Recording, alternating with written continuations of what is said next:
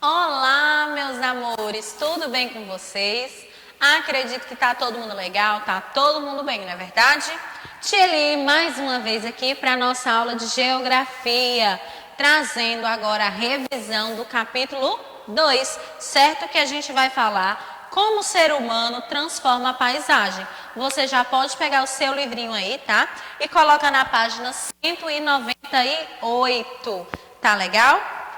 A gente sabe, não é, que a natureza, ao longo de bilhões de anos, construiu as bases físicas sobre as quais, né, a gente vive.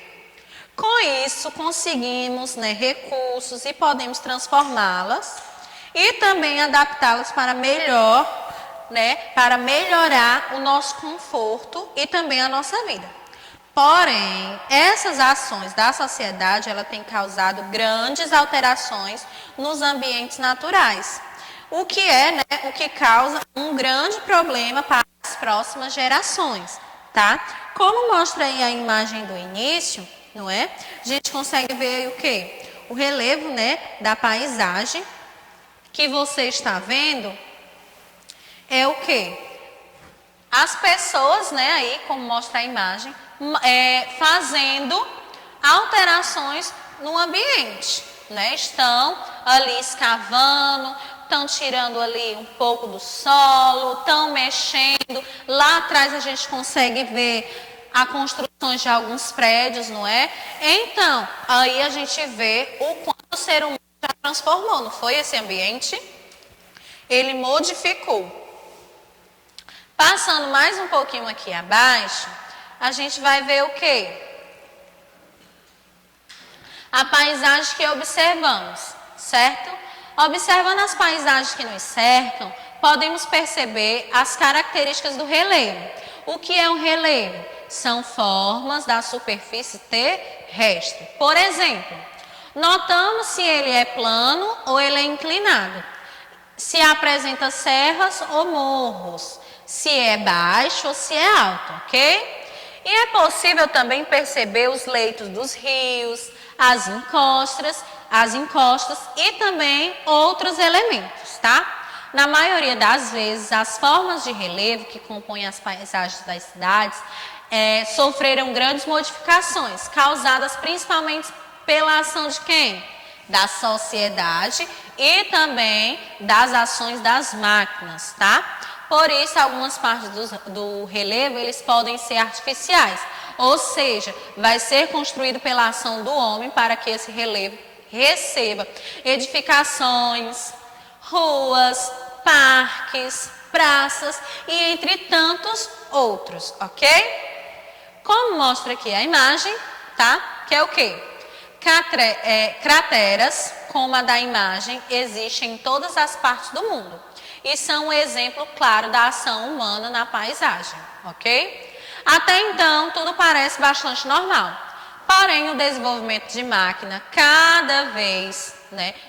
no desenvolvimento dessas máquinas cada vez mais modernas e eficientes, somando assim o crescimento da população mundial, levou a um processo de transformação que nem sempre é benéfico a quem? A natureza.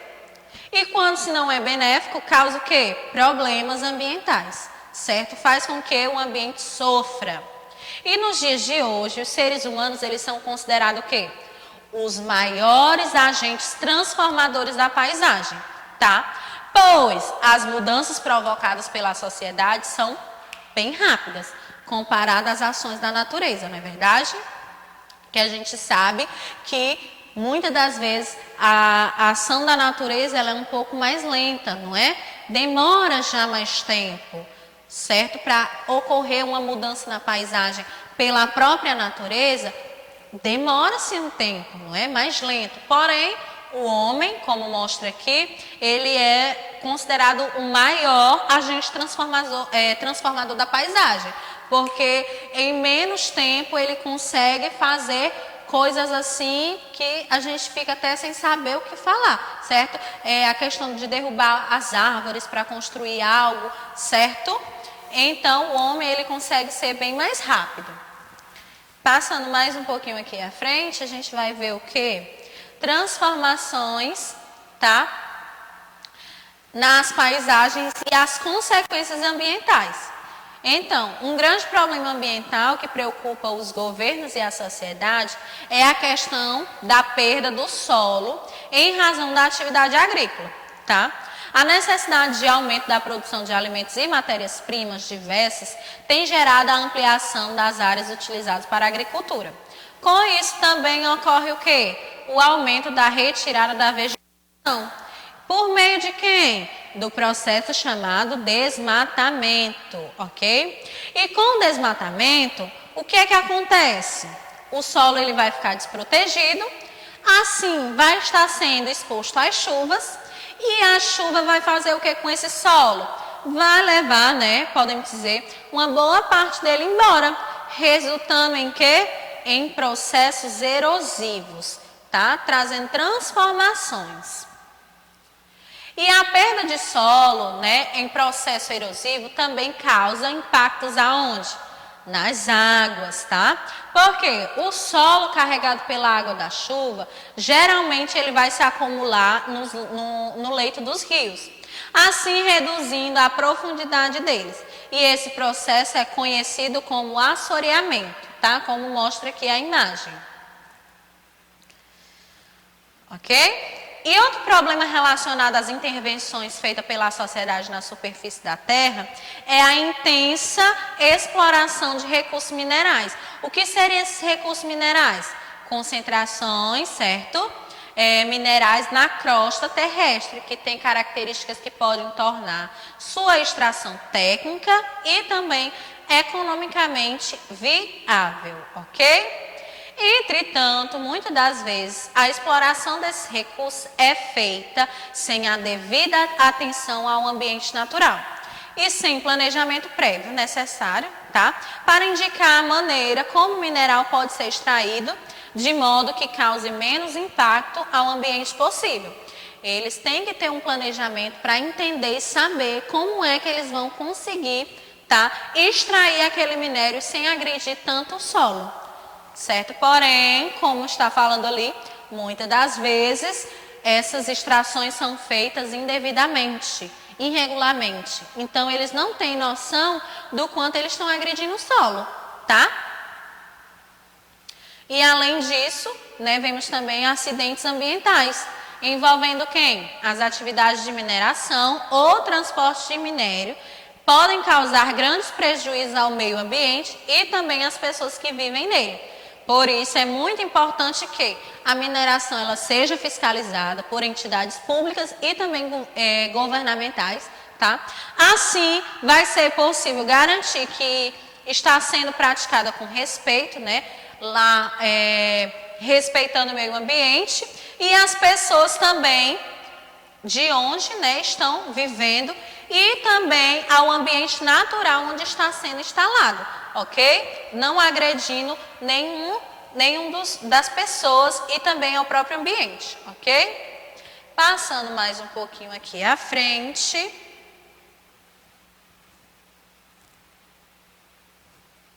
A gente vai falar aqui um pouco sobre consumo e problemas ambientais, certo?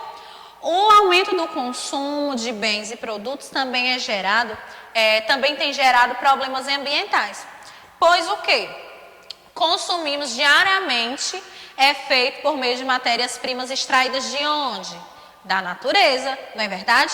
E quando aumentamos esse consumo, a gente acaba impulsionando a exploração de recursos naturais importantes, certo? E é claro que a gente precisa consumir e necessitamos de alimentos, de roupa, precisamos de abrigo, educação, saúde, transporte, certo? E entre tantos outros. Pois tudo isso é indispensável para a nossa vida, não é verdade? Além disso, vivemos em um sistema econômico no qual o consumo é importante para a geração de trabalho e de renda. Porém, nos últimos anos, o consumo ele tem sido, certo, muito além do necessário para suprir as necessidades básicas do indivíduo. Porque nós, né, sempre gostamos de inovações. Porém, muitas das vezes a gente faz compras de itens desnecessários para o nosso uso. exemplos de roupa, exemplos de brinquedo. Às vezes a gente tem tanta coisa, porém a gente passa ali em frente da loja, em frente ao supermercado, no shopping. Ah, eu gostei, vou levar. Mas se você parar para pensar, será que realmente eu estou precisando disso? Certo que existem as exceções. Ah, eu vou comprar isso porque o que eu tenho não está dando mais certo. Eu vou fazer uma doação, ou eu vou jogar fora, certo? Não deu mais. Tudo bem, como a tia ele falou, existem as exceções. Porém, quando a gente está lá com os nossos itens, né, nossos materiais, tudo legal, tá novos ainda, tá em boas condições, e a gente sai comprando outras coisas, será que realmente a gente está precisando? Muitas das vezes a gente tem que se reavaliar, tá? Nesses quesitos aí, tá bom? Entretanto, muitas das vezes, incentivados a adquirir bem sem refletir se realmente necessitamos dele, como a tia ele falou para vocês, tá? Assim, muitas coisas que são compradas acabam aonde? No fundo das gavetas e assim ocupando espaço, certo? De coisas que a gente não utiliza, certo? Então a gente deve fazer o quê? Pensar bastante antes de comprar alguma coisa. Será que se realmente eu estou precisando disso, não é? Então, a gente tem que fazer essa avaliação aí, tá ok? Passando mais um pouquinho à frente, tá? Atualmente, com o avanço, né, dos meios de comunicação, com a televisão e mais recentemente com a internet, a publicidade tem se tornado cada vez mais presente em nossas vidas, certo? Porém, é preciso prestarmos bastante atenção para não acabarmos adquirindo produtos de que não necessitamos, ok? Como mostra aqui a imagem ao lado. Lixo armazenado de maneira incorreta no município de Duque de Caxias, no estado do Rio de Janeiro, ok? Outro problema é a destinação dos resíduos produzidos, como mostra lá a imagem. Atualmente, as pessoas produzem quantidades cada vez maiores de resíduos sólidos, comumente chamados de quê? De lixo, tá? E em muitos municípios, esses resíduos eles são armazenados incorretamente, o que resulta o quê? Na contaminação do solo e também da água nas áreas próximas, chamadas de lixões. Como mostra aqui, as pessoas têm consumido bastante, de forma bem regular, certo? E o que causa? Problemas no meio ambiente também, certo? Outro problema, o plástico das sacolas de supermercado ou também das embalagens de bebida, por exemplo, não é facilmente decomposto, né, em um ambiente natural. Por isso se acumula em grande quantidade, que a gente sabe que cada material ele se tem um tempo, não é, de meio que validade. Quanto tempo aquele material dura, não é? Sacolas, o metal, certo? O plástico e essas coisas. Quanto tempo ele vai ter, né, de duração aí para se decompor? Enquanto isso, ele está agredindo o quê? O meio ambiente, não é verdade? E dessa forma, ele acaba contribuindo para a contaminação do ambiente. Como mostra aqui a imagem, não é? O acúmulo de resíduos orgânicos e inorgânicos no Rio Negro, em Manaus. Além de contaminar a água, o lixo também vai reduzir o quê? A capacidade de escoamento, podendo assim gerar inundações, gente. Olha aí. Infelizmente, não é? São problemas que levam a outros, né? E muitas das vezes o lixo ele é deixado em terrenos baldios ou também jogados em córregos e nos rios.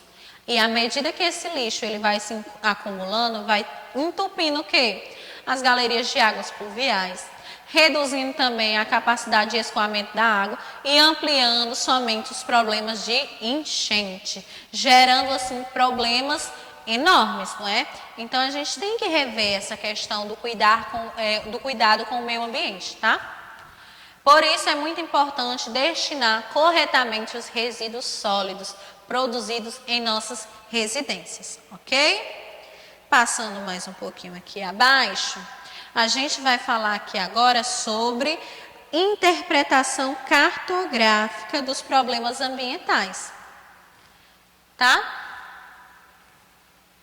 Deixa eu voltar aqui, passei demais. Pronto. Que a necessidade de ampliar a produção de recursos minerais e agrícolas é um fator que merece uma atenção bem especial. Por quê? Porque essas atividades, elas acontecem na natureza, o que altera profundamente o quê? O ambiente natural, tá?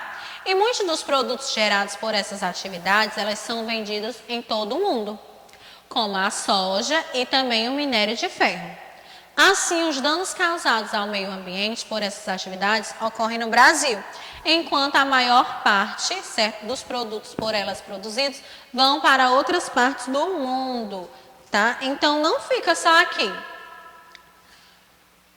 Vindo um pouquinho mais para cá, para a página 211, né, a gente fez a atividade e a gente percebeu o quê, né?